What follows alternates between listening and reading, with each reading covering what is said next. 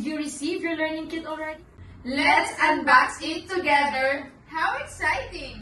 You can even take a video of your unboxing and upload it to our class dojo. We'd love to see your reactions. Inside your box, you'll find the checklist of all the items that you need. So here is the checklist. Let's go through them one by one. First, you'll see the materials for your Art Saturday classes. We have sketch pad, 1 2B graphite pencil. So you need to open your pouch to see those pencil. Next, we have 5B graphite pencil and 8B graphite pencil. We also have 1 Mongol 1, a sharpener, a ruler, and lastly, we have eraser. Next, you'll find a list of ingredients for your baking and cooking classes along with this schedule.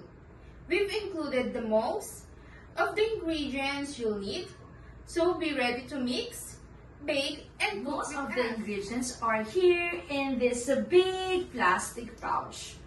Okay, you know it's so heavy. Please be careful. We have sprinkles, glutinous rice flour, cocoa powder, cake flour, pineapple tidbits, sesame seeds. We have here a small pouch.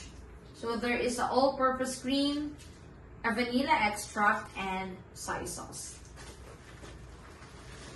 We have brown sugar, white sugar, pure cooking oil.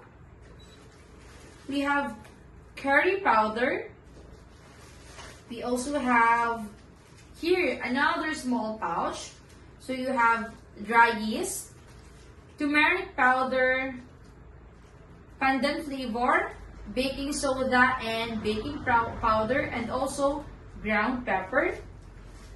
And lastly, for this small pouch, you have 2 beef nor cubes, 1 chicken nor cubes, tomato sauce, condensed milk, real mayo, egg and cheese, and lastly, you have the oyster sauce. By the way, I forgot this one. We also have food coloring. We have all-purpose flour, and lastly, we have noodles of spaghetti. And finally, you'll see the school supplies that you need for our regular online class. For primary learners, from kindergarten to grade 2, we have 4 notebooks, 2 Mongol pencils, sharpener, crayons, glue. Oh, I cannot find it. Oh, I think you can check your pouch. Oh, here. I'm sorry. Glue, and also we have scissor, a whiteboard with the marker. So this is the whiteboard, and can you please show us the marker? So these are the regular materials that you need for our online. But for the intermediate learners from grade 2 to grade 6, you will use a math mapping notebook, a Ketleya notebook, and for grade 4 to 6, we will use a measuring tools, which are protractor, triangles, and different Be rulers. sure to check everything in your bags. If anything is missing, don't worry. Just call your teacher and we'll send it to you for free.